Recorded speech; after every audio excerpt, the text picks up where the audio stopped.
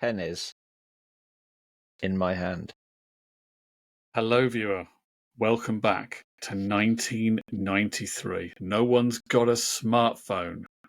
There's only 4 television channels on British television. Can you believe that? And you've got a house for your TV because it's so massive. And the only person on the internet was Tim Berners-Lee. Yes, it is 1993. So, what have you been putting in your ears, Ben? Cotton buds, fingers, and some tunes. And it does sound from our little pre-recording chat, which lasted about 10 seconds, that's how much prep we do, that you've listened to more albums of 93 this week than I have. So yes, today, I'll start off with today. Today, I listened to the world's worst album cover, New Order's Regret album, which is very New Order. There was bits in it where it sounded like a little bit like Prefab Sprout. What's the song they do about love and hurt or whatever it is? The King of Rock and Roll. No, Cars that and one. Girls. No, Prefab Sprout. It's called When Love Breaks Down. Before I found that out before I got there. There's bits of it that sound a bit like that. Okay. It was all right. I love the song Regret. There was a couple of tracks that I hadn't heard before. It wasn't a bad album. I wouldn't say it's their best. It was all a bit samey, if truth be told. But, you know. I think that was the last album they did in the 90s, wasn't it? I have a feeling that was... They didn't do much more for a while after that. Bernard Sumner went on and did electronic, didn't they? Well, he'd done electronic before this, hadn't he? I think that was 92 as they started on electronic. Yeah, and then obviously Peter Hook went off to do Monaco. That's right. Yeah. What do you want from me? That was a great track. They should have gone on to do more things. So yeah, I didn't mind Republic by New Order. The album cover's dreadful. It is just purely dreadful. It's made from stock photos that have been used in other things as well, apparently. Yeah, rubbish holiday magazines. And it's designed by the same guy who designed all their other artwork before that's that. What breaks my mind. But yeah, that aside, not a bad album. B-, I'll be giving it. It's very New Order. You know, like you can tell a Red Hot Chili Peppers song as soon as it comes on, or a U2 song because of, Bono's guitar playing. I put it on, I was like, yeah, that's New Order.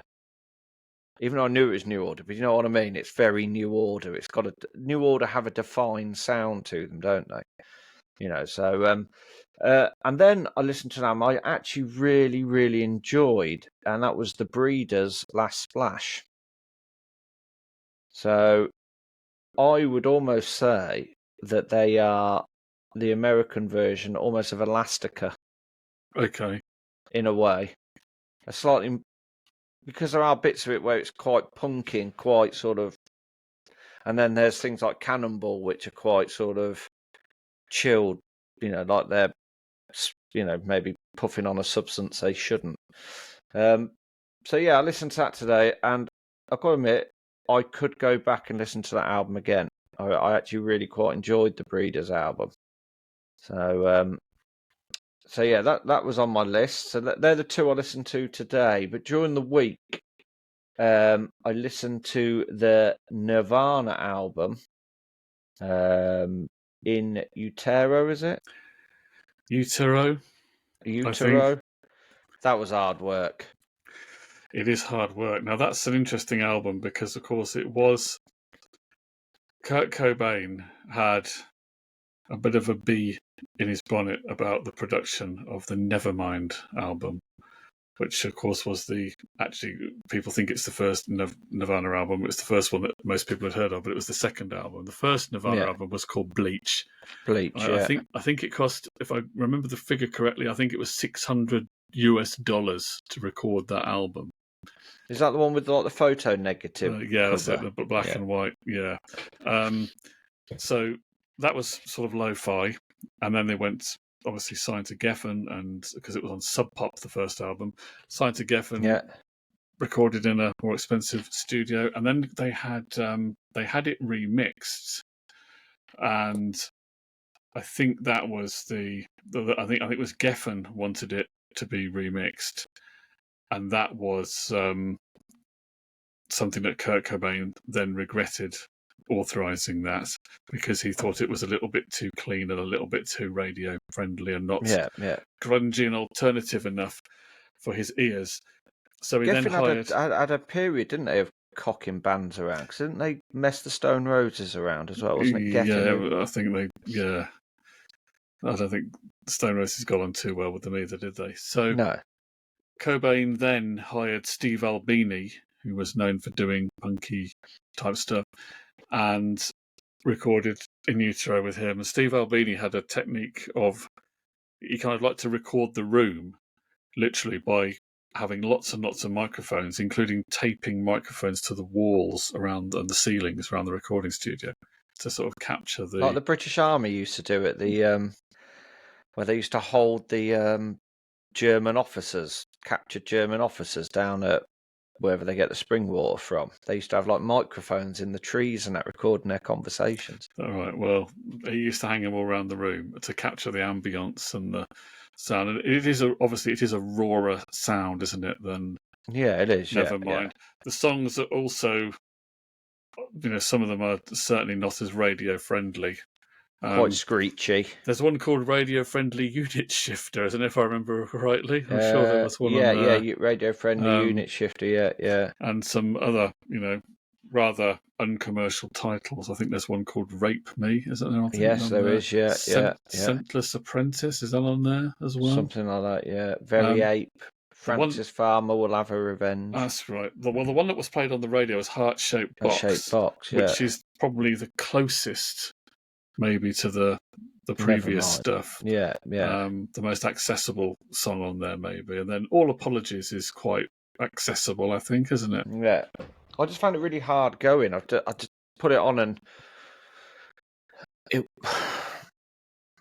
just didn't grab me. And I do apologise to any massive Nirvana fans out there who think it's an amazing piece of work. I just found it really difficult. It didn't sort of, if anything, it was trying to make me not listen to it more than it was trying to make me listen to it. Well, there is probably an argument for that, because that was certainly, I think, something Kurt Cobain wanted to do, because this is a guy who was freaked out by seeing heavy metal fans wearing Nirvana t-shirts. The sort of people who were into the hard rock, heavy metal stuff, suddenly getting into Nirvana. That kind of freaked him a bit. He didn't really like that, because he did like the idea of being a little bit more niche than that. Yeah.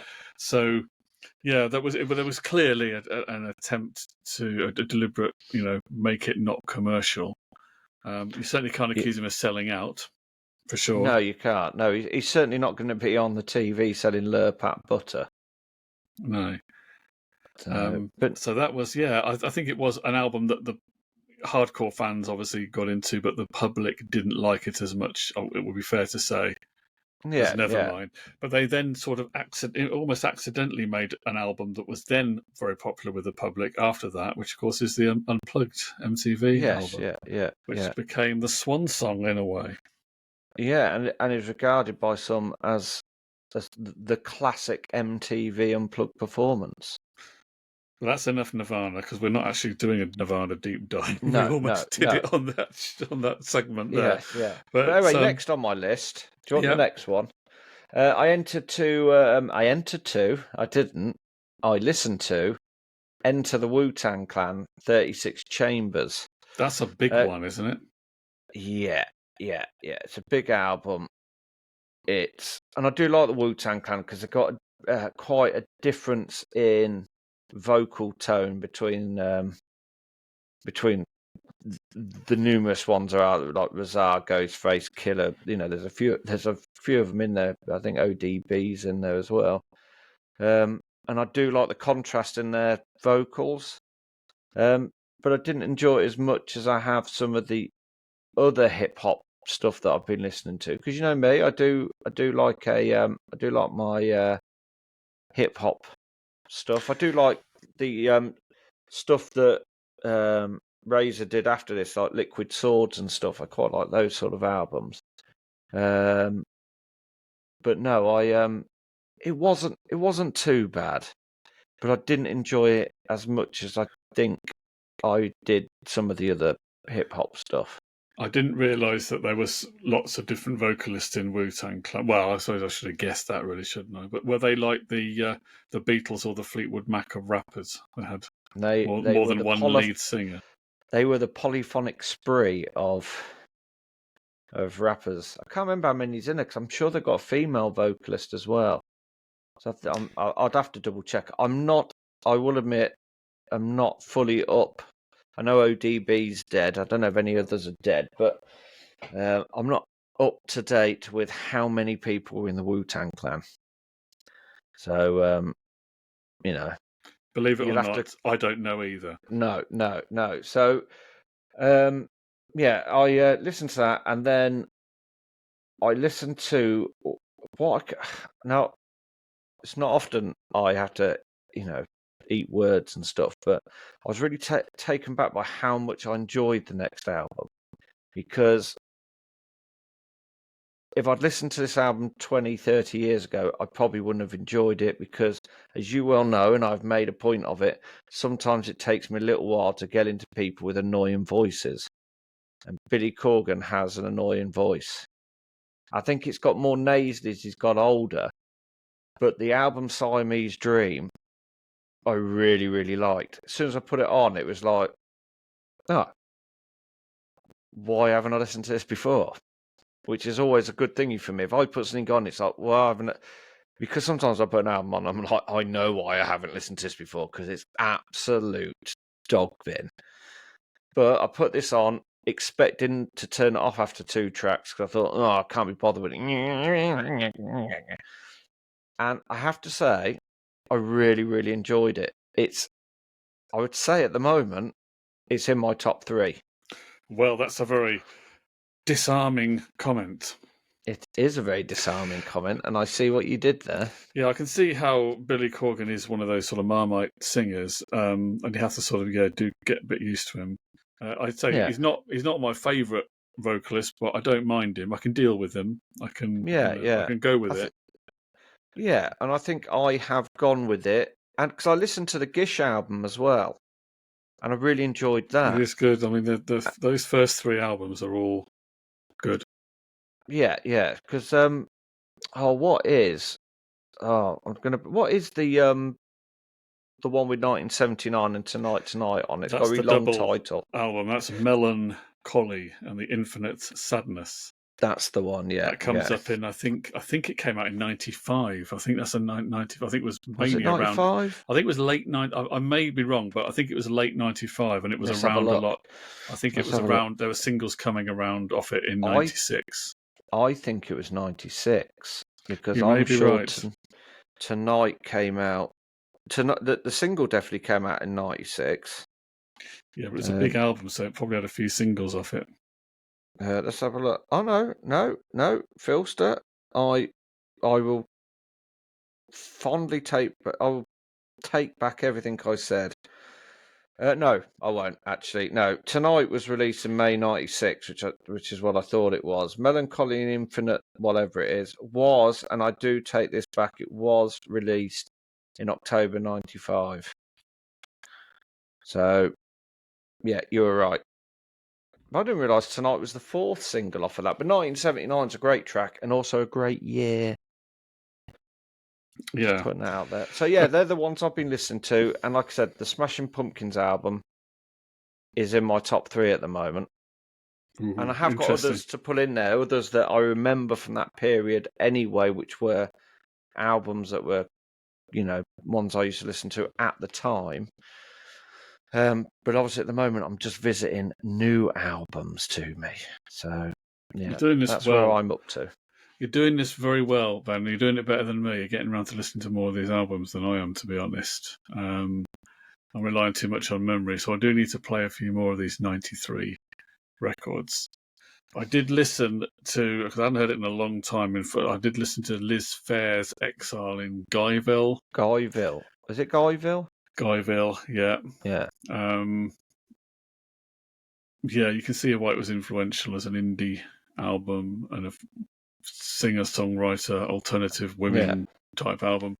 It's a good one. I'm trying to think what else from '93 that what I should listen to. I think I'm going to have the Smashing Pumpkins one on again. You've given me an appetite for hearing that again. Like I said, I really enjoyed that one, and I will tell people to go out and listen to that one. Oh, I tell you what album did come out in 1993. Mariah Carey's Music Box. Thanks, Mariah. That's great to know. Yeah. I might actually listen to it because I remember that album at the time being massive. Absolutely massive. People just in love with Mariah. But, I'll tell you one album I am going to listen to, which I think may make my top 3. Because you know me, I like to have a hip-hop album in there. And it's the Snoop Dogg album. Is it Doghouse or whatever it is? When it comes to hip hop, Style. You Don't Stop. I remember that was his first album, was it? Was that his first one? Well, it was certainly the one I remember. The first time I heard of the Snoop Dogg. And obviously got a bit of Tupac out that year as well. So I might listen to one. Flaming Lips had an album out in '93 as well, didn't they? Did they? Yeah, I wasn't. Yes, they weren't really on my radar at that time. No. Janet Jackson, didn't she have that album out where she's on the front cover like that? Like that. Yeah, isn't there that Janet Jackson one where there's a ballad and it starts off with her speaking like a moth to a flame or something? I seem to recall that. Do you remember that one? No. Janet Jackson? I seem to remember that one. But I was never, and I don't think I'd ever listened to that album. No, I don't think I ever have either. But I'm going to go, I might, just out of pure hatred for my own ears, I might put on the Mariah Carey Music Box album. I'll tell you what, remember it being big. A bit more mainstream, not as, maybe not going as far as Mariah Carey, but I'll tell you what, you might like this. I've got an album that you might like. Go on. You'll know some of it. It's by an elder rock star, a bit of a dad rock. He was a dad rock artist by this point, even in '93. Tom Petty. Well, yeah, you're on the right kind of lines, but British. George Harrison. He didn't have an album out then. Not as old as George Harrison, but someone who had been in a very successful band. Not Paul Weller. Had been in a very successful band in the late 70s and early 80s. He played bass and sang in that band. Oh, Sting. Yeah. Yeah. Which album was it? 10 Summoner's Tales. Is that the one with Fields of Gold on it? It is on there, yeah. I thought so, yeah. You might think that's okay. I'll have a listen. Have a listen to that, see what you think of that. I'm not really that much into Sting. I don't have anything against him, but I just never found his albums that... Well, I've said that, I haven't maybe listened enough to them, but that one I have heard, and I think that is good. I mean, good album. The thing with Sting is, Sting's good. Very much like that New Order Republic album. It's all very stingy. It's all they all sort of become one. There's no sort of differential between the tracks. Well, I could have given you Phil Collins, so just be grateful I didn't give you Phil Collins, okay? That sounds like a transmitted disease. I've given you the Phil Collins. No, you've listened to Lenny Kravitz, haven't you? I have listened. I really enjoyed that album as well. Now, another one that I think you would actually, I think you probably may enjoy is Uncle Tupelo. Have you heard of Uncle Tupelo? Oh, I've heard of Uncle Grandpa. Now, that was the band that was led by, was he the main guy? Well, he was one of two main guys in it, but it was Jeff Tweedy who went on to form Wilco. Oh, yes, And this album, Anodyne, was the final album by Uncle Tupelo, and it's sort of country rock. So Tupelo Party. You might like it. Because the Sheryl Crow album was out that year, that wasn't was it? the As well, first. I think that was the first we heard of Sheryl Crow. Sheryl Cole, and then you had. And then you've got to. I've never been a massive fan of his '90s period, but you had Black Tie White Noise by Bowie. Yeah, now that's interesting because that was when he got back together with Nile Rodgers, who had, of course, the Chic guy who had done Let's Dance and given David Bowie a big commercial success in the early 80s. And then, Black Tie White Noise, which I like some of that. I haven't heard the whole thing in a long time, but I'm going to, I might stick that on again. And in true David Bowie style, because I think he followed that album up with was it the Earthling album where he went all drum and bass?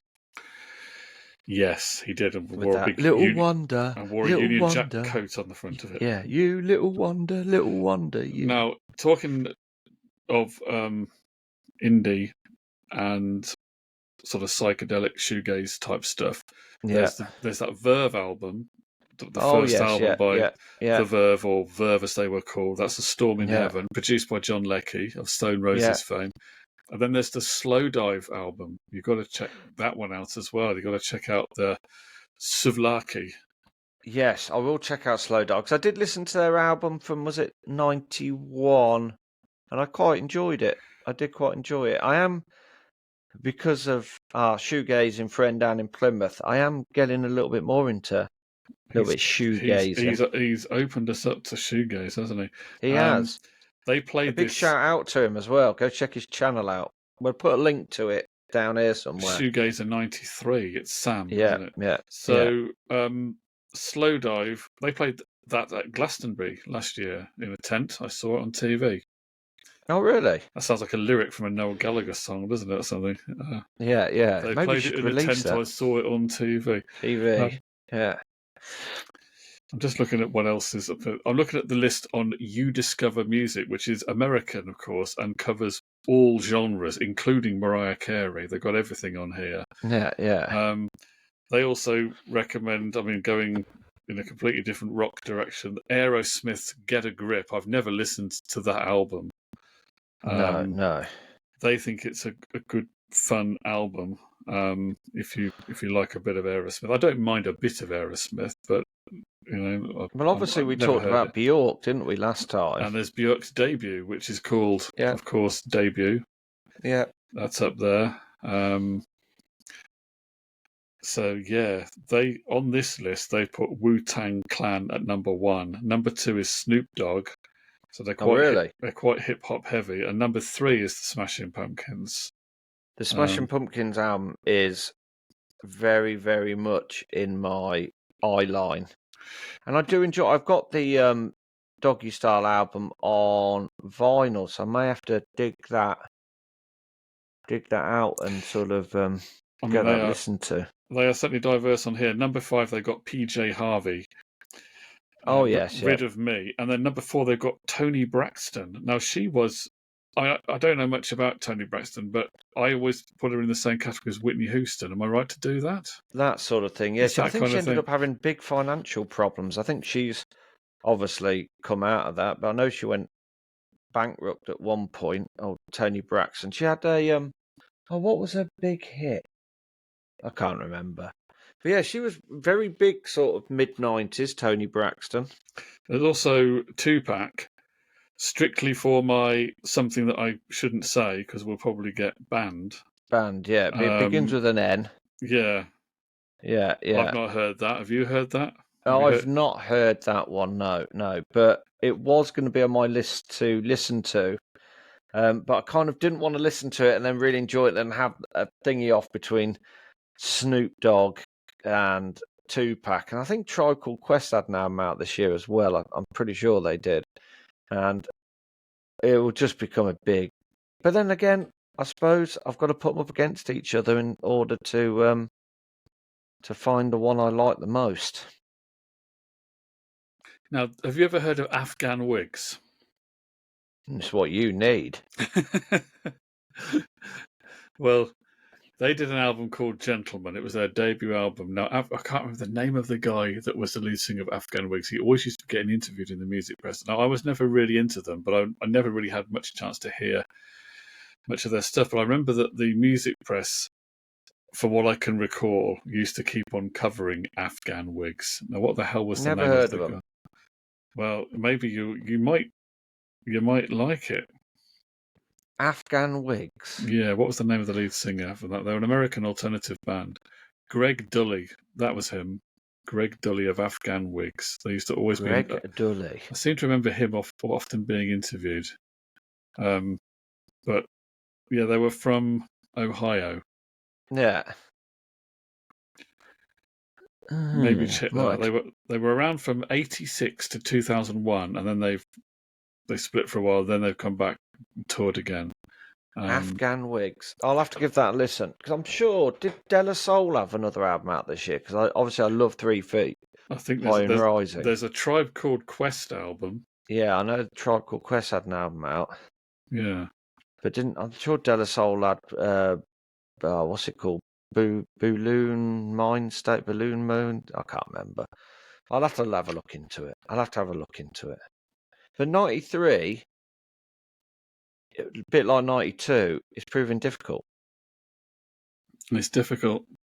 It is. But I think I know 2 of my 93s already, and I think the others are battling off for 3rd place. But who knows, Phil? Who knows what's going to happen in the next how many days until just edit in a number of days, even though we won't because we don't edit anything, but just make up a number of days till the end of the month and we've got to come up with our decision. So, viewer, do you have a top 3 of 93? Or did you have one before and you've changed it? Or what? Tell us. Please let us know because you might give us some ideas. Yeah. If not, just recommend some books for me to buy and I'll go and buy them. I've got some books you can buy. What are they? Billy had a big red ball. Maybe shouldn't have asked that, should I? Thank That's you a for really good watching, book. viewers. All the best. See you soon. Bye for now.